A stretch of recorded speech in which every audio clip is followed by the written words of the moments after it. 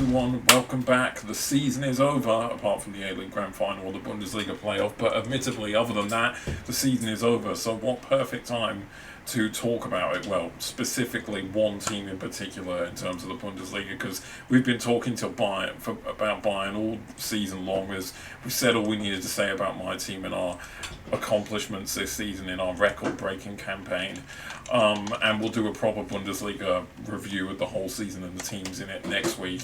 Why not, off the fresh face of having live streamed St Pauli's last chance of Bundesliga survival over the weekend, why don't we dedicate an entire episode into what went wrong, very wrong for St Pauli.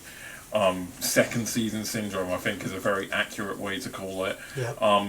Everything that looked, the goal scoring, yes, fine, that's been an issue for both seasons, but the defensive stability that kept them up comfortably last season completely washed away this season. And I think, why not spend a bit of time just basically doing a full deep dive into, what went so wrong with St Pauli this season from a fan's perspective, i.e. yourself, Ben, of course. And then afterwards we'll wrap up with a bit of talk about Australian football, which is flattered to deceive itself yet again with another absolutely mind-boggling decision, but we'll get to that later. We'll get back to the St Pauli chat to start with, and firstly, commiserations, Ben.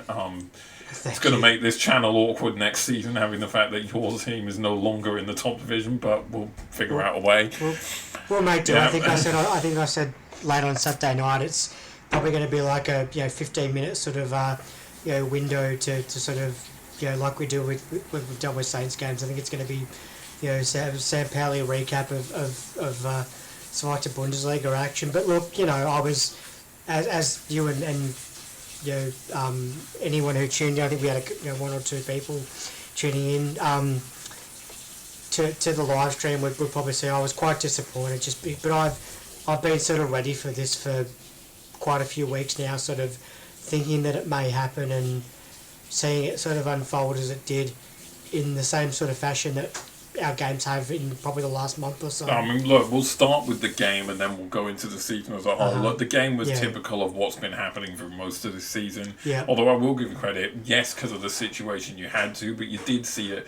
You did see St Pauli have a bit of a go this time round, which was at least pleasing to see. But it was clear that whether or not you have a go, the quality, the recruitment, it just wasn't there. Wolfsburg, clearly the better team. Eriksson showed up really when it mattered. I thought he absolutely ran that game from start to finish in the midfield. And Christian Eriksson was instrumental in getting his team the win. And you guys, I mean, look, talk about what Hutonji putting in a contender for miss of the century, possibly. That's one of the worst misses in a football game I think I've ever seen. PTSD, and as you'll remember, my first flashback was to that miss at the Hawthorns with Kanu. I think it was against Middlesbrough in 05 or something, and this was worse. I was just going to say, he had the fortitude to at least, just dink it over the bar. I mean, this literally could have had a shit on it. I could have scored it, and I haven't played football for since my teens, right? At the old Sandringham Indoor Sports Complex, but just shocking, and it was probably the worst part for me was the fact that we conceded first, which. I mean, and as you said, we had a crack and we actually started playing some attacking football. And for G to hit the crossbar, which is like the second game in 2 weeks that's happened, and what do you think happens? Not long after that, we get scored against. I mean, it was a really, really good set piece from Wolfsburg. I'm not gonna put them down at all. They've come good. The main thing from this game is obviously when we were doing the live stream, those of you who were checking both of our perspectives out would have known we were commenting on it during the game, me, myself in particular. Vasil, good shot stopper one-on-one, awful in, not physically strong enough. He's shown that at times this season. He's bad with his feet as well. And the command of his box from corners in particular is shocking, and this was the reason you ultimately lost the game. I would say, especially that third Wolfsburg goal. I mean, what on earth? Sorry, not the third, the second Wolfsburg goal to put them back in front in the second half. Like, some of the worst goalkeeping I've ever seen from a corner, just coming out to try and claim it, getting it all wrong, punching it into his own net as well. Like it was a mess. Yeah. And the team, and after that, I mean, I think at that point the team just gave up. At that point, it just kind of looked like they knew they were going down. Conclusion. I think I remember you saying in that moment that like Wolfsburg had obviously cotton on, and probably other teams as well, because he's vulnerable to that sort of set piece where the opposition crowds around him and you just can't get that free air. I think he ran into Irvine at that point, and that was just like I mean you heard my reaction, and it's been the same reaction from me. And I was actually thinking about this the other day. I don't think that's his first own goal for the season. I think he scored one before. I think there was a shot that came off his back and into the back of the net. I can't remember who it was against, but I'm pretty sure that wasn't his first own goal for the season. So he's probably scored more goals than half the side, to be honest, and that's, accidental hero. But that was just horrible. But it's more the fact that we said this time last week that we had to really come out attacking, and to our credit we did. But once we got scored against, I sort of had a feeling that was the outcome that was going to happen. I thought 1-1. I thought the second half, the way you came out in the second half, and then you ultimately got level shortly after the break, that was what you needed to do. Yeah. That was what I thought at the moment. When you went 1-1, I kind of felt maybe you are going to get back in front, because you looked like you had the momentum then. Yeah. Abdoulaye Cissé, of course, scoring for the third consecutive game. I was just going to mention him. There's a name we haven't sort of spoken about consistently all season, but he has been one of the more consistent players for us in front of, those things with the nets and the posts that we just can't seem to find most weeks. Well, consistent for the last 3 weeks. Yeah, but prior to that did nothing. But what a story though. I mean, we make light of it, coming out of the magic that is the Estonian Premier League, and scoring 3 Bundesliga goals when most of your side can't hit the side of a barn door. Hotonji coming back from injury, case in point, he just lost how to score. Ricky J. Jones, I think he came on at the end for a while. Exactly right. And part of me, there was actually a comment I saw today on, what we sort of need, and I think I almost posted, please no more, Liga 3 and English League 1 players, please. A-League. A-League. Yeah. So and we've just signed one from Brisbane. But I think, I mean, in terms of the game, just before I guess we move on to the season as a whole, because there's plenty more that we can sort of deep dive into from the whole season, because it's really been it's been like the scenic railway over at Luna Park. It's just been up and down and just all many ups, but all sorts. But it's like I just laugh now because, I mean, as you know, I'd sit up on weekends and watch most of these games live, and just hopeful, but you sort of know the story's going to be the same, as the game sort of rolls on. You get scored against, and but that's what I was saying. Get broken down far too easily. The problem, the big issue was at 1-1, I thought you had control of the game. You looked like you had the momentum, and then that horrific goalkeeping from Vasil, needlessly putting them back in front. And from that point on, there was only one winner, and it was the team in green. It was Wolfsburg. You just not capitalising on, and I know, in the sense of, had Vasil been able to just do a little better in that situation, just to keep him out, you never know. That could have gone a lot deeper. It could have gone beyond 80 minutes. It's still 1-1. Wolfsburg get a bit nervy maybe, and you could potentially get a late winner, and get yourself into that playoff spot, which is ultimately would have happened with Heidenheim obviously losing pretty tamely. Well, that was the result I was hoping for, and I think I think we said, I mean, it might have even been you sort of saying, I'm not quite sure that'll happen, and I was a bit nervous because Heidenheim have been in really good form. But I mean, in terms of us, the thing that probably, as we sort of move into the season as a whole, that's pissed me off the most is the fact that playoff spot was ours up until about 2 weeks ago. Maybe we had a decent gap in terms of not just points but goal difference on Wolfsburg, and no disrespect to them, they've played their best football when it's mattered, and to an extent Heidenheim have as well. The difference is, and this is again reflecting your season as a whole, and why one of the reasons I believe you've ended up going down. Wolfsburg weren't getting it right managerially. Simonis wasn't working. Daniel Bauer was diabolically shit for them. Yeah. And they identified when the running came, they needed an experienced head. And whilst Dieter Hecking isn't the most, oh my god, amazing. It's a guy who's known in German football, and he's got experience, and he's going to keep him up. Now, obviously, that's still yet to be decided because they've still got a playoff, but you'd fancy them to stay up through that playoff. Yeah. And they've got themselves in that position by his management, because the team under him look like the best they've looked all season, and that's just a plain and obvious fact. No, you're right.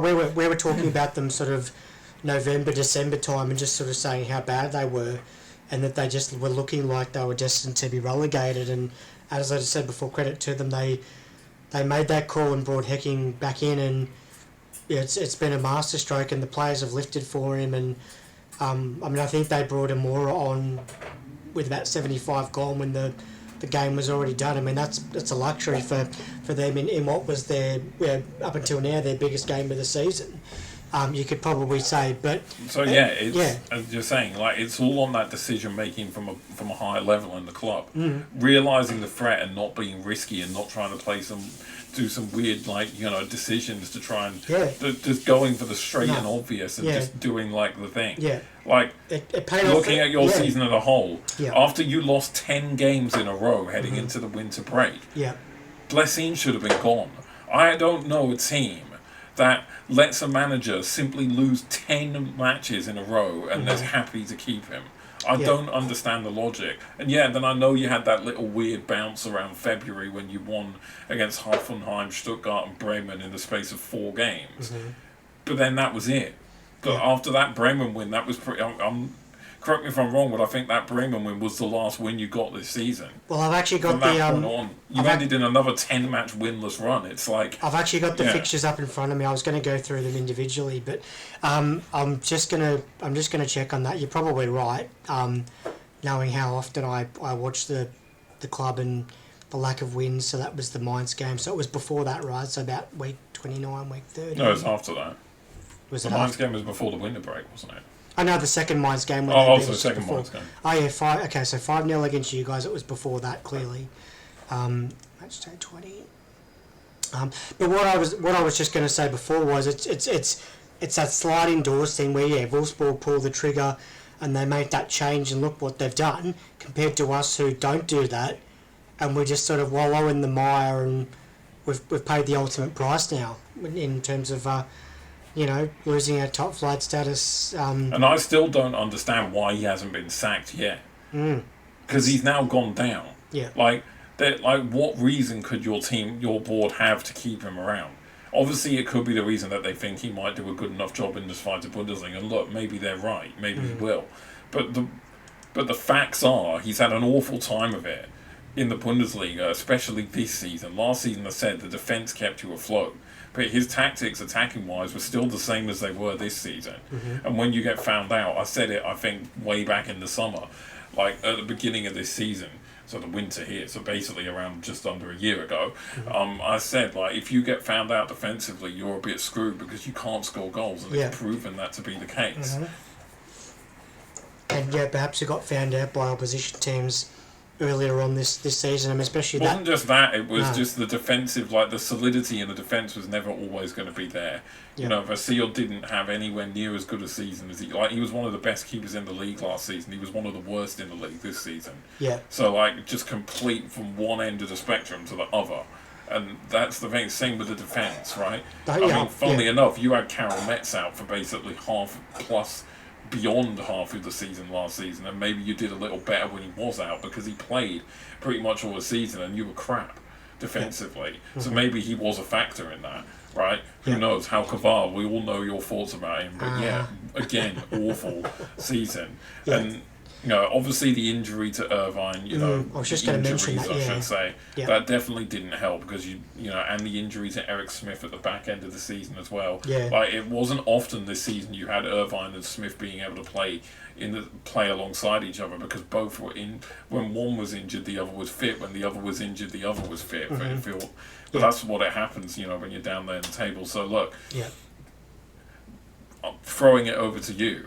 Where did you think it went wrong, so wrong, this season? I mean, I'll go I'll go back to the opening couple of weeks because, I mean, it actually looked like we were picking up. So we had a 3-3 draw against Dortmund. I think I'm actually sort of having a look. I think we actually came back from 2 goals down in this one as well, I'm pretty sure. So, so Garassi, Hatonji, and Hatonji for me was the biggest letdown. I mean, he looked pretty good up until he got injured, I think, in the first game against you guys. Yeah. And he missed a whole chunk of football, and then he came back and it's like he'd forgotten how to score. Yeah. Or even that he had legs, you know.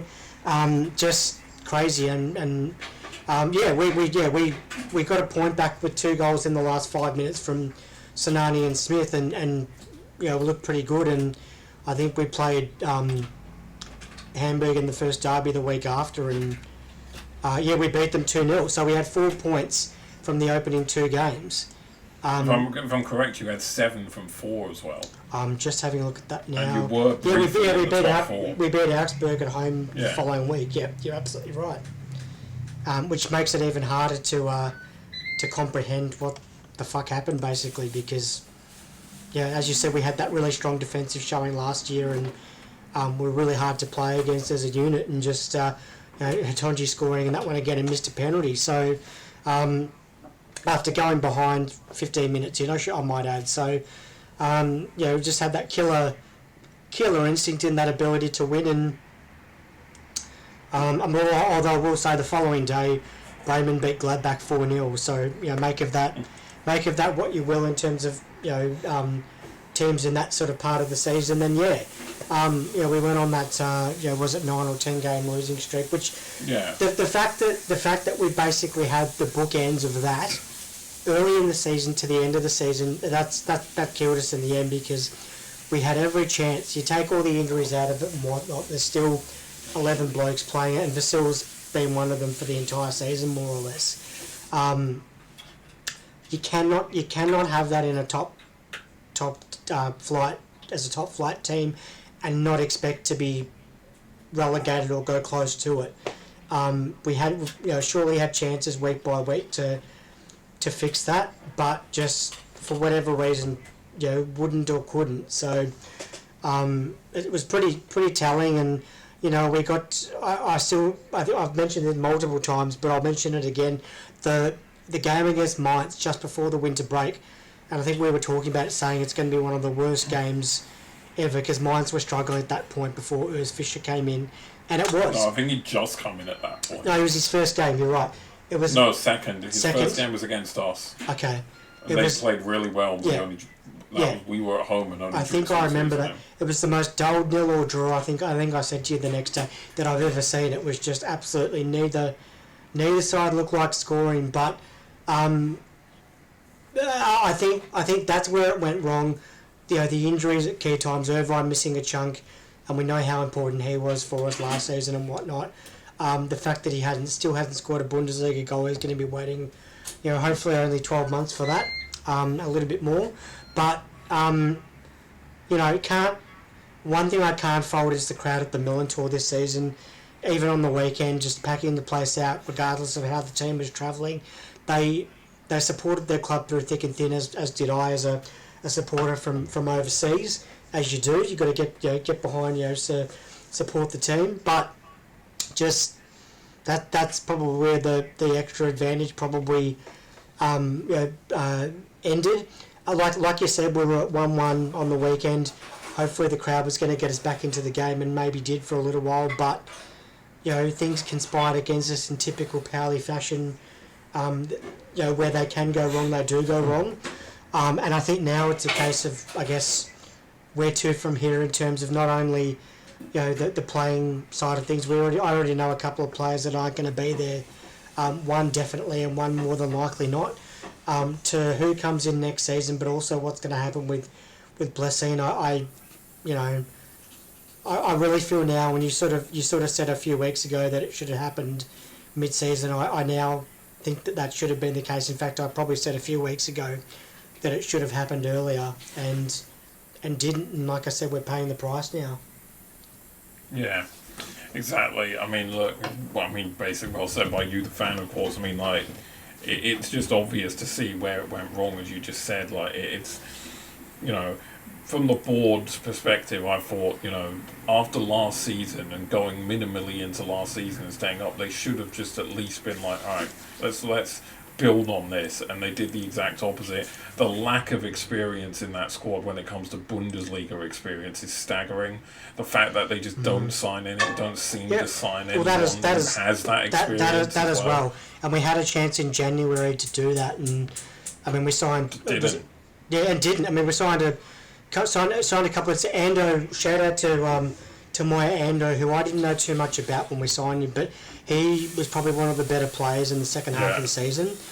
Came from the J League. I think I said to you the other night, he won the J League Best Emerging Player or one particular award, and you can see why. Like, he threw himself into everything, and I think he missed a game or two in the last few weeks, but he was solid. And Rasmussen, who I think came from Union Saint-Gilloise, Blessing, I almost said Vasile, Blessin's old club in Belgium. He was okay, and then probably sort of fell back a bit. But I think that's the other thing that killed us is the not inability, but the flat out refusal to not sign Bundesliga or even second division players. I'm going to reel off some names: Louis Oppi, Amelia, whatever they're called, Bielefeld. Arminia Bielefeld. That's the one. Yeah. He came from them. Yes, they won the Pokal final or whatever it was. No, they didn't. They lost to Stuttgart. Oh, that's what I'm saying. They made the final. Whoop-de fucking do. That's fantastic. Ricky J. Jones from Peterborough, who's in League One. The hallmark of Bundesliga players is playing 2 divisions down from your own English equivalent. That's fantastic stuff. Daniel Sanani was serviceable, but Luxembourg. We know how quality the football is over there. Also, he did play for Huddersfield before, again, a team currently in League One, although he was playing for them when they were in the Championship. Exactly. Jackson Irvine gets a pass because he used to play for Celtic, and he's a quality player. Connor Metcalf, who I loved at City, but I think he fell out of favour this season. Don't know what's going to happen with him. You know my thoughts on Carol Metz and Helke Waal. Just when you've got a chance of winning a game at home against Köln, and you do so much to get in front, and then your defender does something stupid and gives away a fucking penalty and basically throws away 3 points. I thought Saliakis was good, but he was injured at the end. Just decisions like that where you've got other sides. I had a look at some of the other clubs around them, like Mainz. I think Mainz signed Geraldo Becker and a few others as well. They made those calls to sign quality or league quality players, and we just didn't for whatever reason. And now we know the results, really.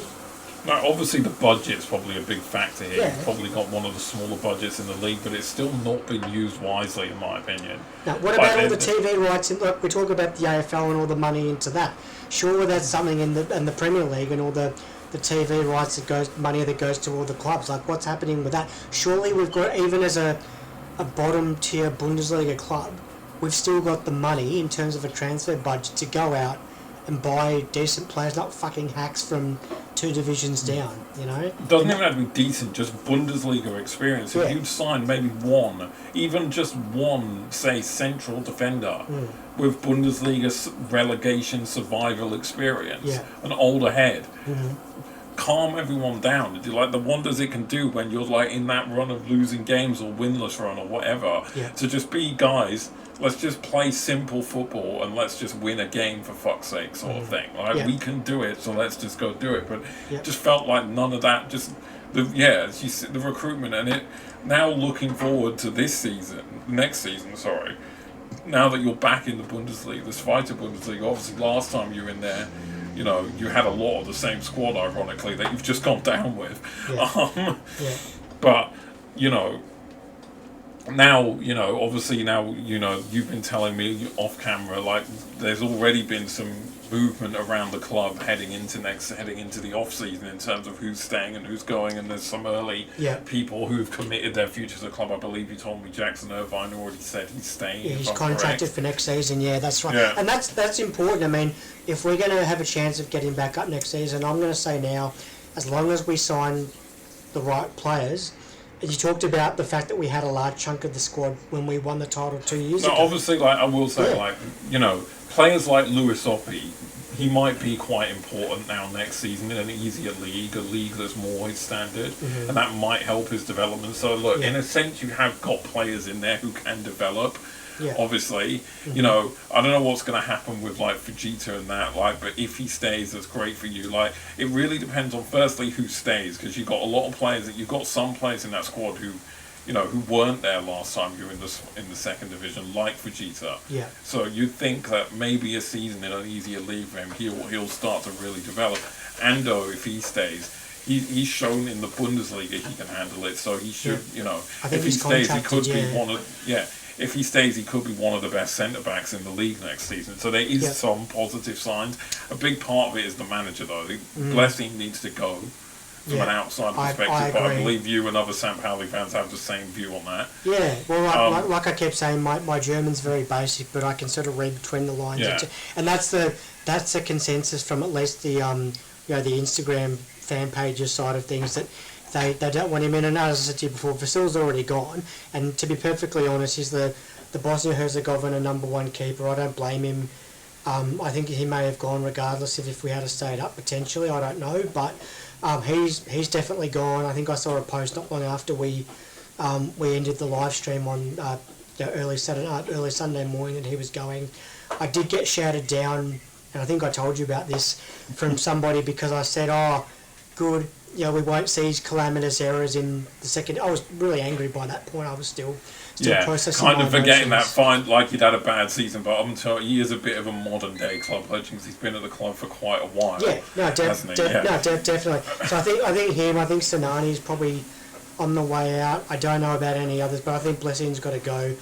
We talked about Stefan Baumgartel, who I like. He's a legend of the Bundesliga. I think he'd be one of the first people they should get on the phone if we do make that call. And I think we have to now. I just don't see I think if we really want to be serious about going straight back up the second time round, straight back up I should say, we need someone with that experience. The other thing I did see, which I was completely stunned by, so I think I told you that Osnabrück won promotion and they won the third title. Have a guess who their manager is? Timo Schultz. So formerly of us, I mean, he was manager of Köln before I think last year when they were coming back up.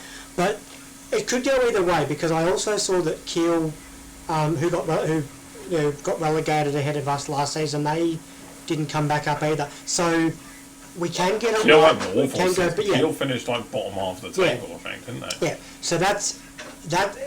It depends on which way we want to go. Do we want to just do nothing and be them, or do we actually want to sign some proper talent to complement the talent? As you said, some of these guys are going to be in a better league that's more suited to them. And do we actually want to try and fight and go straight back up? Because I think last year we showed that we belong in that league. I think this year you said it was second season syndrome, and we've seen that with a couple of teams in the Premier League and some yo-yo clubs. Mine used to be one of them, but now we're just a yo club because we don't seem to be yo-yoing up anymore. Yeah. You're getting close to yo-yoing down between League One and the Championship, the way things are going. Yeah, the old yo-yo on the concrete there. Yeah. What a season that was. But it's really up to us now. So yes, I was pissed that we went down because of the fact that we had a 3+ point lead about 6 weeks ago and decent goal difference, to now the fact that we finished bottom, which, as I said to you, I think on Sunday. No, you didn't finish bottom. Yes, we did. Oh, you did? Yeah, we did. Which actually baffles me, because we conceded less goals than Heidenheim, but they scored more. I don't know. It's very strange that the goal difference was exactly the same. I think they went up because they scored more goals. Scored. Yeah. Yeah, which now I understand. That's not baffling at all. That's no, very for me it normal. was, because I was that angry I didn't even look at the table until I woke up on Sunday morning and I saw that. But to be perfectly honest, it's probably deserving of A, the way we finished, and B, where Heidenheim actually, they managed to, except for the last game, they pulled them. So was it a 10-point margin or something before last week? Incredible for them. Not before last week, No. but Like about 2 months ago or Yeah. so, or like a month and a half ago or something like that. They were doomed. We talked about it before they were doomed, and even though they're going down as well, and that's going to be a great fixture next season. They're a quality side, I think, and they, Oh, I think they could genuinely come straight back up. Yeah. It just depends because they're a small club. If they Yeah. lose some of the players that have been Yeah. good for them this season, then they could Yeah. be. That's what happened with Kiel. Yeah. They lost a lot of players who really were playing well for them. Yeah, in the Bundesliga. Machino went to Gladbach and a few others. But speaking of small clubs, and a little tie into that, the one quick club I will talk about before we move on is I think I called them Elversberg today. Elversberg. Ellsberg. I don't know if it's Christmas time yet, but yeah. They got promoted, and credit to them. Smallest town in the Bundesliga, I think now. I think I said to you before we jumped on, and I've talked about it multiple times. They should have beaten Heidenheim in the playoff last season. They were about a couple of minutes away from doing that. So it's great to see them going back up, and Schalke we already know are going to come back up as champions. Yeah. That's going to be great for them. So I think next season, in terms of the league itself, because obviously I'll still talk a little bit about it next season, obviously given the fact that it's still going to be a Bundesliga channel. I think it's great for them. You've got one former giant of the league coming back up where they belong, but also a team it's like a Luton Town in the Premier League, I guess, a Blackpool coming up, and I think it's great for the game. And I did say I thought their manager was Antonio Conte for a second, but it's actually not. So apologies for. No, it's not. Yeah. But yeah, look, it's great for Elversberg. Like, it's going to be great for them to get into the Bundesliga next season. A team that we've really not seen anything of in terms of top flight football level. So look, it's going to be a really difficult go for them. But I'm hoping, as probably other fans are hoping, that they give it a good shot and at least, for the most part of the season, stay competitive. Speaking to you, Greuterfurt, who absolutely bottled the Bundesliga a few seasons ago, turned up and basically weren't even there for the entire season.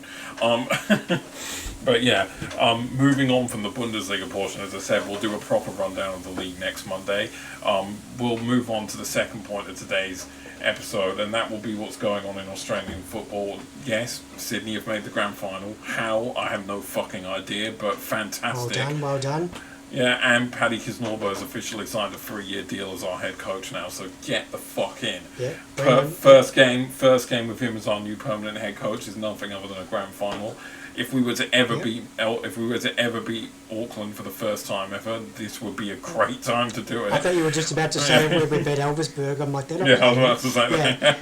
But no, I think that's a really good decision for you. I mean, he's got that final experience, but he's also got that big club experience, having managed us, women's and men's team as well.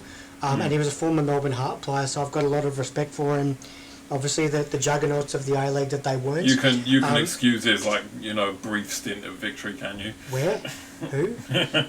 we'll get to them shortly. But look, just quickly on the A League finals, I did make the prediction literally a couple of weeks ago on our very channel. For those of you who've watched that I said on a video of the A League review that we did on the last week of the regular season, I think it was, that Adelaide and Newcastle, neither of them would make the grand final. I should have put money on it because I only found out during our game this weekend just gone that this is the first time ever in the history of Australian, not A-League, Australian professional football that numbers 1 and 2 have both failed to make the grand final in the same season. So fucking hell, I would be rolling in it right now if I'd had the balls to put money on that decision.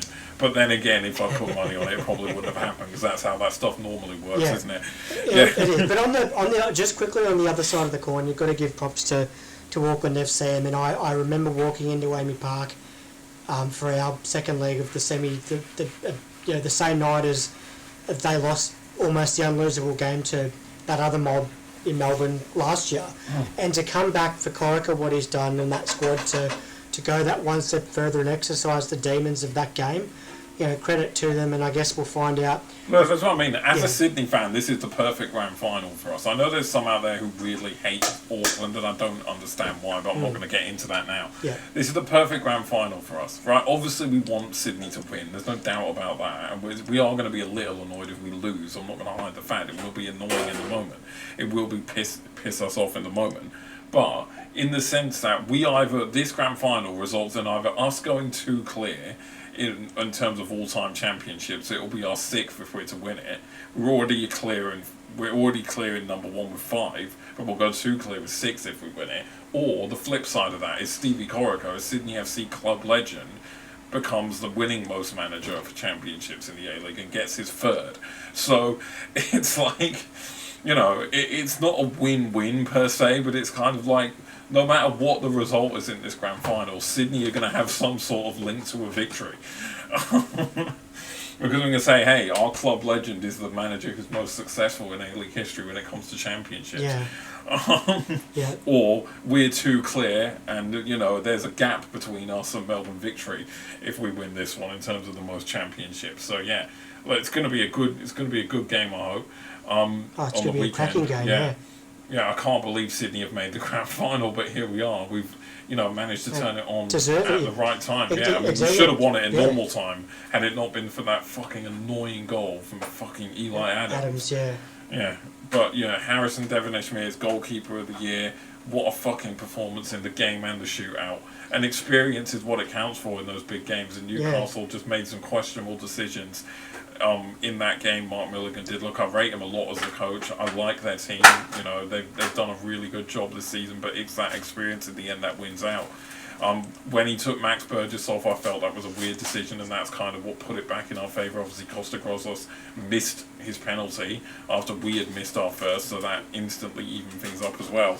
But yeah, look, fantastic. Sydney are in a grand final. I can't believe it.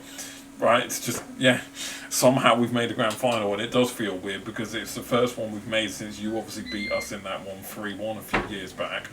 And normally when we've made grand finals before, it's off the back of relatively dominant league campaigns. We've made this grand final off the back of being very average since about New Year. So, who knows, right? We'll see on the weekend. Well, it's going to be a cracking game, and I mean, in Auckland having the home crowd at Mount Smart, I mean, it's going to be even more sweeter for you guys if you can that's the other rise thing, above it. We forgot to mention. This is the first grand final in A League history that's going to be played in New Zealand. That's right, another thing as well. So another huge thing there. For all these good things that are happening for the league, we're going to finish this episode on another note, which means that's all temporary. The permanence is the fact that the people who run the governing body of this league, I should say, absolutely shit the bed time and time again, and have done so again with another absolutely bonkers decision. So the big news that's come out is Heidelberg, who were tipped to make the Asian Champions League 2, of course, after being runner-up in the Australia Cup, because Newcastle won the Premier's Plate, of course, so that meant, normally it's the winner of the Australia Cup who gets the Asian Champions League 2 space. Jets won the Premier's Plate as well, so then it went to the runners-up, of course, which was Heidelberg. And as you told me just before we started filming today, they met all the requirements from the Asian Champions League mandatory requirement as well. Being able to take part in the competition. So it was all looking well and good, and then out of nowhere, Melbourne Victory apparently have taken their place. Melbourne Victory, who got rid of their coach today as well, I might add. And they finished fourth in the league. They finished. I'll just run this down for people. They finished fourth in the league. Was it the semi-finals or quarters? I think they made in the Australia Cup, something like that. I couldn't give a shit. And they got knocked out. And they got knocked out in the first round of the finals series. By us. How on earth have they made an Asian Champions League 2? Because they're Melbourne Victory. They haven't won anything. They didn't finish second in anything. They didn't. They've just been given a space in the competition because they're Melbourne Victory, it seems like. Pretty much. And I don't even get that, because when it comes down to money, Melbourne City are the richest club in the league, so I don't know why they haven't just given it to you instead. I'm surprised they didn't give it to the Seagulls that were clamouring around the back of the Yarra stand at Amy Park a few weeks ago for one of our games. I mean, if you're gonna just treat the awarding of this as some sort of joke, I mean, Yeah, and that's what it is. I mean, it really. And I don't want pisses people me in the off, comments yeah. to be like, oh yeah, he's a Melbourne City fan, Chester's a Sydney fan, they're just being bitter because it's victory. Not Yeah, at all. No. yeah, this is, yes, Not at all. fine. We both hate the club because of the fact that we support rival clubs of the club That's true. in question. But this is a principle of football. Uh-huh. You're just awarding a team that haven't done anything to merit the reward they're getting. Mm-hmm. Like, apart from the fact that they're one of the richer clubs in the league, and again, not the richest, so the money thing doesn't even make any sense to me. Like, us and Melbourne City are both as much viable then. I mean, we're more viable because we're about to at least be the runners-up in the grand final, for fuck's sake. Like, I mean, it's an absolutely baffling decision from the like, and apparently recently the APL have been coming out giving us all this spiel about, oh, we're trying to improve things. My fucking arse they are, because this is another absolutely brain dead decision from the governing body of football in this country. I really can't understand it, and I've sort of had a bit of a think as to what it might have been. I mean, is it a facilities thing? We don't know. I mean, what was the mandatory? Yeah, but again, facilities, yeah. any argument you can have, money, facilities, all that, you guys beat them in every single one of those aspects because you're owned by this tiny little company worldwide known as what? The fucking City Group? Oh, I was referring to Heidelberg, but if you're talking about... Okay, yeah. But I'm thinking, like, what could that mandatory requirement have been? I mean, there's a fucking multi-level shopping... I'm looking at the map. There's a multi-level shopping centre literally across the road from the ground. There's a fucking McDonald's. Look, here's the most damning thing, that we can give shit to Victory fans all time next season for this, and even from now. For any people out there who support fans, who are fans of City or Sydney, you know, rival clubs of Victory, or just want to get in on the bandwagon of ripping the shit out of them because they've undeservedly got this position in the Asian Champions League. Hey, at least Heidelberg have their own fucking stadium. Exactly, and what a stadium it is too. You know, it's yeah. It's at the back of a golf course, I think, and there's an off-dog leash park not long far from there. You got a Target, you got a Hoyts, you got a paint shop, you got Northland Home, you got a Time Zone, you got a Spotlight down there. You know, if you're looking for AFC 2, you know, gold nuggets, look no further. You know, you've got a fenced dog park down there, a skate park as well. Yeah. It's the hallmark of AFC quality. You know, but seriously, This baffles me. It really does, because I mentioned to you weeks ago that it's likely that they're probably going to get that second spot because I almost said Northland, because Newcastle won the cup, right? And it was all looking sort of, you know, dotting the I's and crossing the T's. Like, what the fuck has actually happened to change that? I mean, their ground is no less than, you know, a lot of the other grounds you'd see fucking Altona Magic or Avondale or someone was in that position, right? It's you know, it's got charm, it's got, you know, it's got history and whatnot. It's where the fucking Olympics in '56 were. I mean, seriously, you're gonna give a fucking spot like that to Shittery, who's fucking soulless, and, you know, their fans, some of their fans are absolute fucking nutcases with flares and whatnot. You know, really, is that a great advertisement for? I feel now you're just basically going on the Victory hate bandwagon now because you're a City fan. Pretty much. Why not? From a more, well, I'm not going to say from a non-neutral perspective, because I support a team who equally hate them. But in the sense of for development of football in this country, they've shat the bed again with another brain dead decision. Essentially, they had a chance to allow Asian clubs who, let's be fair, we were in the Asian Champions League 2 last season. This, you know, it's not like we're playing some people from some club from some village in Kazakhstan. We're still playing well-established. No, like in the quarterfinals, we knocked out Jeonbuk. They're a well-established, successful K-League club. Like, we played San Frecce in the competition in our group stage, a well-established, successful club in Japan. Like, there's some successful clubs even in the second tier. Yeah. And could you imagine the money that Heidelberg would have got had those level of clubs been able to come down and play them? Absolutely. Fine, maybe. Yep. I mean, the point of me is, right, even if the ground was too small, why couldn't they borrow Amy Park? Victory borrow it every fucking season. So what difference South Melbourne, that's where they played the cup final. But I think what's probably more disappointing. There's no argument that can be made for this in Victory's stead that actually makes any fucking sense. Because every single argument you could lay the way, either there's another team in the A League that bests them in it, or it's a pathetic argument that Heidelberg could absolutely do fairly themselves. Oh, their ground's too small. Why don't they just use Amy Park? Victory do it, and it's not theirs. I genuinely don't understand this, and I can't believe the development of football in this country is never going to go anywhere if decisions like this keep being made. With the amount, Heidelberg could have got enough money from that to suddenly become a regular A-League club for all we know.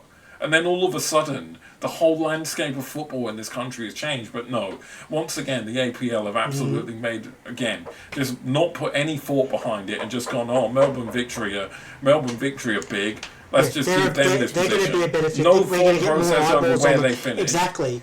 No thought process over anything they've achieved this season, which is nothing. They've got a team that's literally about to. They've got two teams. I mean, one because Auckland obviously can't get it for obvious reasons. They've got a team that's about as the same size of club, if not arguably bigger, who are about to play in a grand final and could at least finish as a runner-up and do something that warrants getting that position. They've got a team in the same city as them that have 50 billion times the amount of money of them and resources, who literally played and got quite far in the Asian Champions League proper and won the A-League last season, which you could all argue warrants more. Yes, you've had a pretty average season, probably worse than Victory's overall, yes, but there's still more to warrant it there. They've basically just given this position to Victory because they're Melbourne Victory. They're one of the founder clubs of the A-League, one of the biggest clubs in the A-League because of the fact that they're the founder clubs. This is like basically when Messi won those Ballon d'Ors, which he shouldn't have fucking won, but he won because because his name is Lionel Messi, right? But even then he warranted them more. Like, this is so, we're not gonna keep ranting on this. We'll wrap the video up now, people, but it is literally one of the worst decisions that they've ever made from a footballing perspective, from a business or developmental perspective in this country. From now on, people, there's no idea of developing football in this country. That's out the window. Now that decisions like this have been they've had enough bad ones. This is the one that breaks it for me.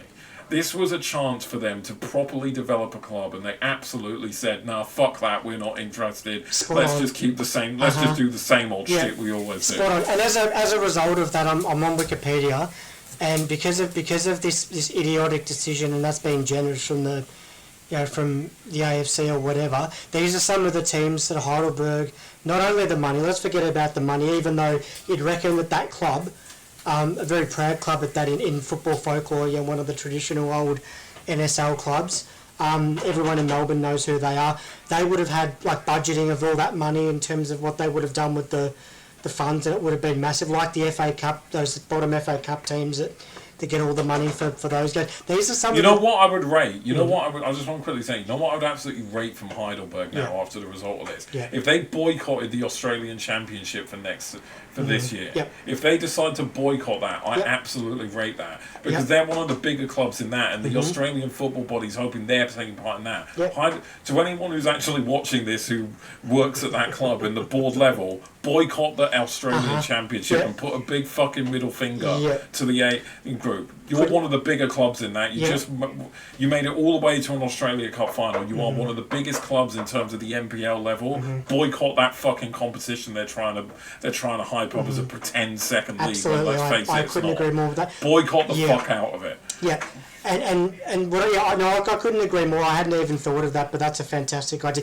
What I was just going to say before I wrap up is these are some of the teams that sadly they're not going to get the chance to hopefully play against. Selangor, Eastern Taipo in Hong Kong, Lion City Sailors, Manila Digger, one of my personal Goa, Mohun Bagan. Not only that, this gets their players more recognition as well, on an Asian scale. They go, they play in Asia, there might be scouts watching, all of a sudden they get a move to Asia and their career develops.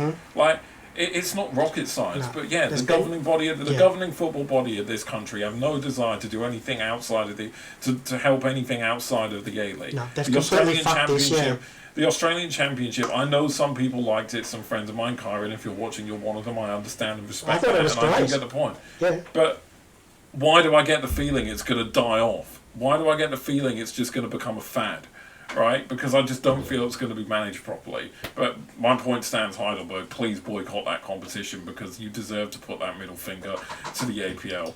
Heidelberg have been absolutely robbed, and I hope fans in this country, right, even Victory fans, I hope, have the humility to do this and realise their team shouldn't be anything. I have actually seen some comments to that effect. Actually, some of them have actually said, "Oh, it's pretty poor from."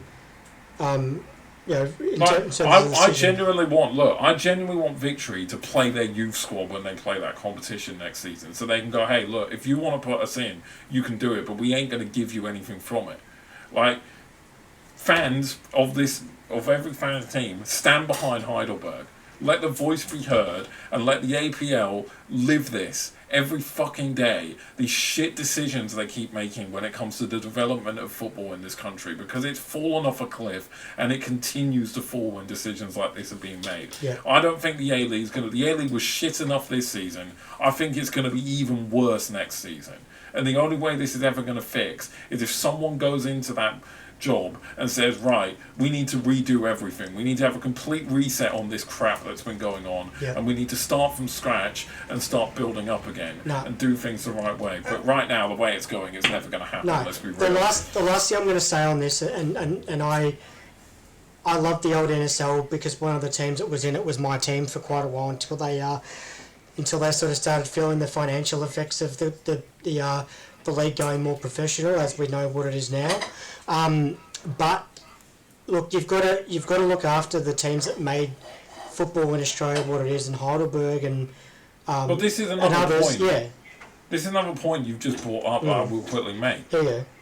Why is it when they're trying to bring new teams into the A League, do they just try and build teams from scratch when you've got 50 billion well-established teams in the NPL that could just get a little bit of money injected into the club and actually get A League status? Because what happened? Look at the track record. North Queensland Fury, bust. Gold Coast United, bust. Western United, bust. There's an alarming trend there. Like, why don't you stop trying to create new teams and just focus on the teams underneath? Yeah. Right? Heidelberg, bring them up. Give them a cash injection. If it ain't going to be them, fucking Sydney Olympics, Sydney United, South Melbourne, the big teams that are still below us and could still, if they had a little bit of money, I think the ethnic side of things is why South Melbourne haven't been, because their fans have been crying about that for God knows how long. And the fact that the whole ethnic thing is partially to do with that, I reckon, is to why that hasn't. But I completely agree. And the same goes with the Sydney market as well. If you're going to have new teams, and look at MacArthur going out to fucking playing at Campbelltown or whatever. I've been through Campbelltown on the train to Sydney. I know it's a shithole. Dumb. Yeah. So same thing. Like, if you're going to invest in these new teams and whatnot, why not remodel and rebrand some of these foundation clubs, let's call them, that have been in the competition, have been in a part of the fabric of football in this country for decades. We're not just talking 10 years, we're talking 30, 40 years in terms of how long the old NSL was going for. I've shown you. Yeah, rather than forcing a Hobart team, for example. Yeah. Right? Just if they want to go a Tasmanian team, stop building new ones and just use one of the pre-existing clubs in Tasmania and give them money, right? Yeah. That way you'll actually have a fan base for the team. Yeah. Like, it's anyway, look, we've gone on for this for too long it's ridiculous. But case in point, I completely agree with the. If I was going to say Hobart, if Heidelberg boycott the Australia Cup next season, or the Championship, and the Cup, why not? No, the cup's different, but the Championship is what it comes down to, because they're one of the bigger teams in that, so they want them in that, right? Yeah, that's right. Yeah. But I think boycotting the Championship is a great idea. I would sincerely hope that there's some sort of legal challenge as a result of this, because I think they deserve some financial compensation in some way, shape or form. Yeah. Just getting the rug pulled under them, and they're probably being made to pay for that rug as well. Imagine how difficult it was for them to get to the final of the Australian Cup. Absolutely. They had to beat teams, like established teams, to get there. Yeah. I don't remember their full running, but they, it wasn't the easiest. And they've basically got zero reward for it. ultimately. So yeah, look, poor APL, hang your heads in fucking shame yet again, because you continue to tell us that you're trying to improve football in this country and continue to do the exact fucking opposite. I'm sorry, there's no reason they can give as to why this decision to give it to Victory is anything but a completely biased and unfair decision. Just before we wrap up, you're asking what their run-in was like. I've actually got it here. Yeah. So, round of 32, they beat Western Bears. I've never heard of them. Okay. 2-0. Round of 16, they beat the Wanderers 3-0. I mean, we can all get behind that. Oh yeah, I forgot. They had to beat Wanderers. Yeah. They beat Phoenix 4-0 in the quarterfinals. I remember that game. It was a absolute shellacking. Semi-finals. They beat fucking Auckland in the semi-finals, for fuck's sake. So wait, hold on. They beat Wanderers, Phoenix, and Auckland in 3 games in a row to make the final. Yeah, and Auckland are playing in the A League Grand Final now. Yeah. Sorry, we're going to end on this. They beat 3 established A League clubs. Auckland less so because they're second. And led against the Jets in the final. Yeah. But still, the team that basically won. So they beat Wanderers, who. They've won the fucking Asian Champions League. There's one for you to start with. Yeah. Can't believe I'm giving them credit for that, but at this point it stands. They beat Phoenix, who have been a well-established A-League club for donkey's years now, since about 2008, I believe. And they beat Auckland, who won the fucking Premier's Plate last season and have made the grand final this season to reach the final. Yeah. And they've basically taken that reward of all the hard work, and they didn't just beat them. 3-0 against Wanderers, 4-0 against Phoenix to begin with. They didn't just beat them; they absolutely wiped the floor with them. Yeah, they didn't concede a goal in those 3 games. They didn't concede a goal. Yeah. And I know the club's pre-season, but they're still A-League clubs, and the APL basically taken all that hard work done by Heidelberg and said, "Look, thanks for your efforts, but Melbourne Victory are Melbourne Victory, so they can have all your money." It's ridiculous. No, it makes no sense whatsoever. There's no way of putting this into any kind of thought perspective and seeing anything other than a shockingly bad decision from it. But yeah, look, we'll wrap up now as we approach the hour mark. So we've gone on for this for far too long. I hope you guys have enjoyed as always. We'll do a proper Bundesliga rundown for next week's video, as well as go over the grand final, of course, as well, which will be happening on the weekend. And then obviously we got a week, and then we're into the World Cup preview the week after that. So next week we got the Bundesliga review, then we'll do something a bit different the week after, and then we got the World Cup review the week after that on the 9th. So stay tuned for all of those. Hope you guys have enjoyed another episode. We really got into it with the A-League stuff, but that's what this... And rightly so, because it's a disgrace. Yeah, it really is. Yeah, it's just a disgraceful decision, no matter what way you look at it. But yeah, I hope you guys have enjoyed another, I was going to say Bundesliga and A-League review, but now that the seasons are pretty much over, it's not really that. So let's just say football review. And we'll see you guys for next week's episode. So yeah, peace out, take care, and we'll see you guys next time. Bye. Take care, guys.